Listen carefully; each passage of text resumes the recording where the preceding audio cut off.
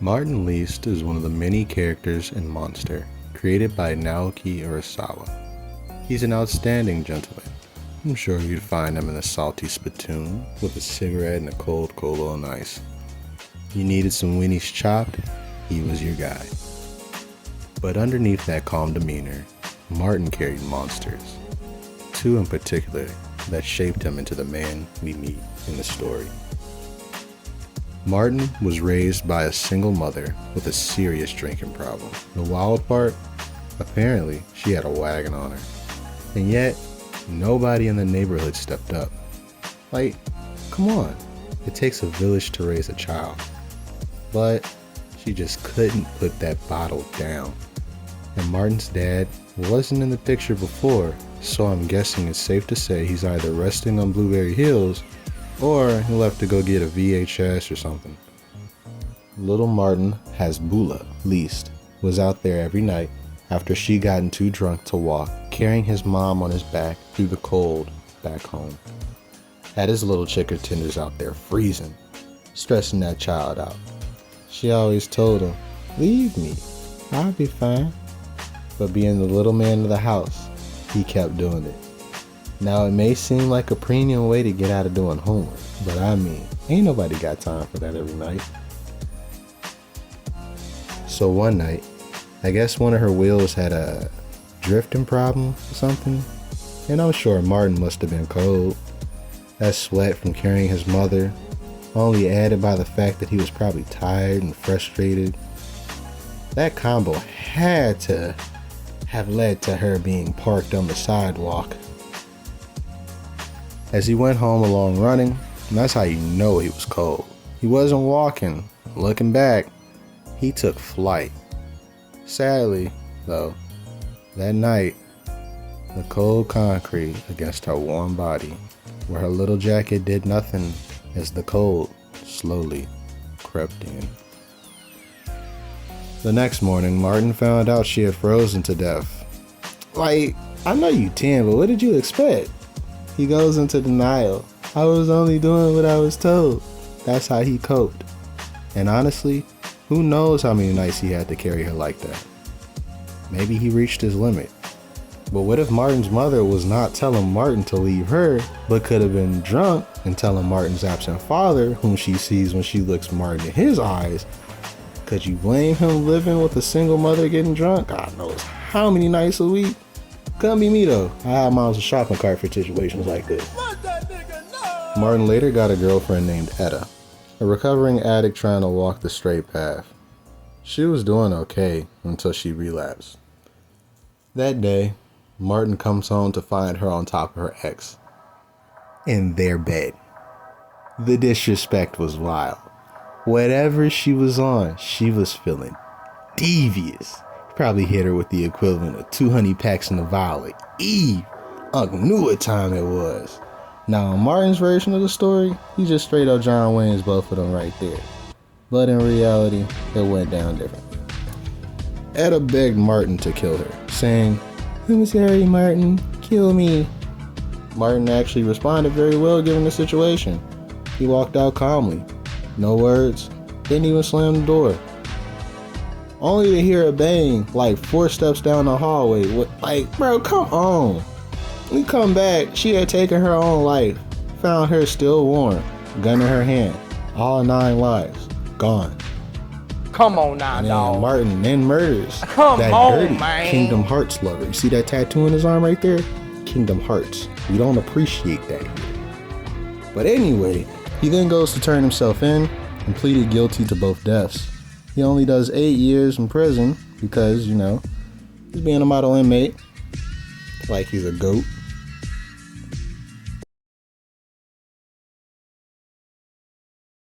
Away. I want you to run away with me.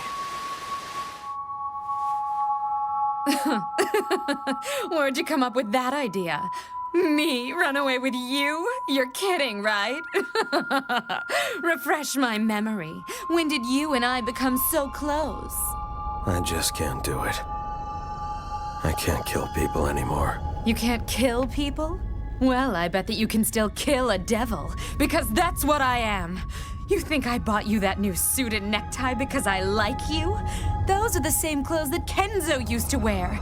Don't you get it? I was just turning you into Kenzo Tenma. Just kill me already!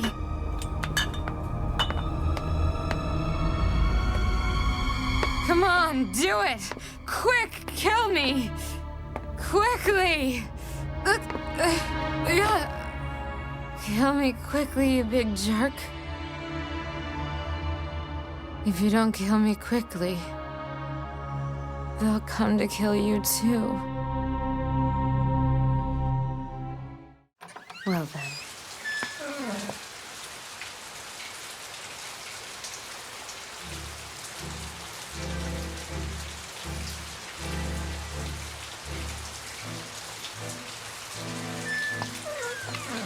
Skipping past spoilers, let's just say Martin ends up working for the baby, who wants Martin to do some work for Peter Capek, a rich shady dude tied to the main antagonist. He's assigned to escort Ava Heinemann. Complicated, alcoholic, and the protagonist's ex. Now Martin normally refuses jobs involving women, but they assure him that given his disdain for jobs involving women, he was the professional for the job. His mission? Take her to parties and events so that she can point out the main antagonist for their nefarious plans.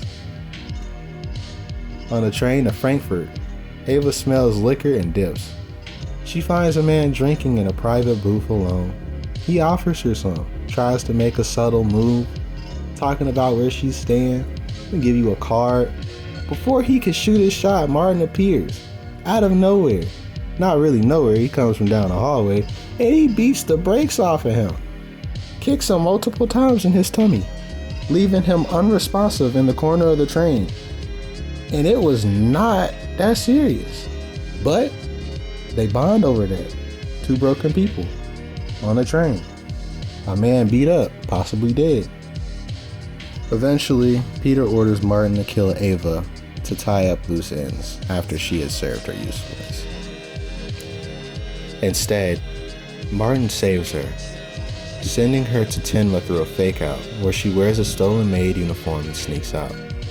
Before she leaves, she tells him she'll be waiting at the train station and that they can run away together. He snaps back at her to stick to the plan, and she leaves. How pathetic, Martin. Pathetic how? You're about to lose your life over a woman.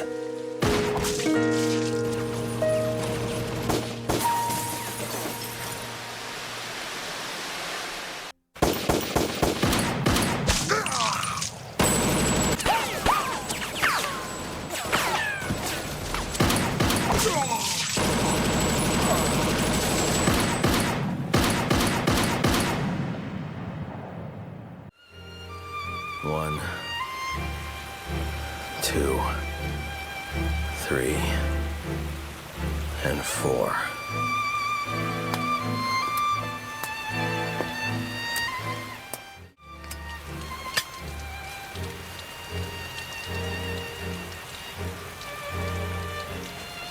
What do you know? I survived.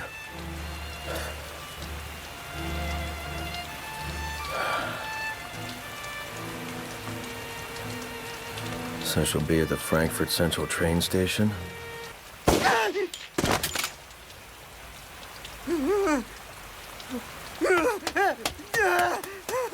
Guess my luck just ran out, and so it goes.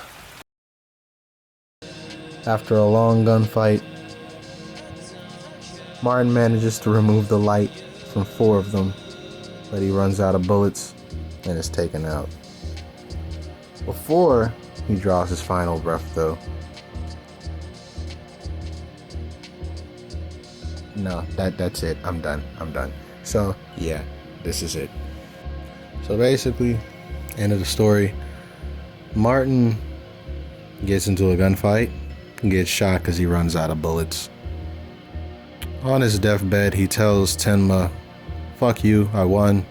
She's waiting for me at the train station." Tenma then decides to go and drag his balls across Ava's face by going there and telling her Martin's fucking dead. Lol, get over it. Happy 2026, everybody.